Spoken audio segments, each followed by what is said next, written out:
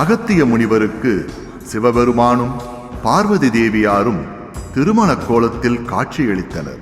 ஆகவே இத்திருக்கோவில் அகத்தீஸ்வரர் கோவில் என்று அழைக்கப்படுகிறது. இந்த கோவிலில் பௌர்ணமியன்று மாட வீதிகளில் சிவபெருமானை நினைத்து வலம் வந்தால் சிவபெருமானின் அருள் பரிபூரணமாக கிடைக்கும்.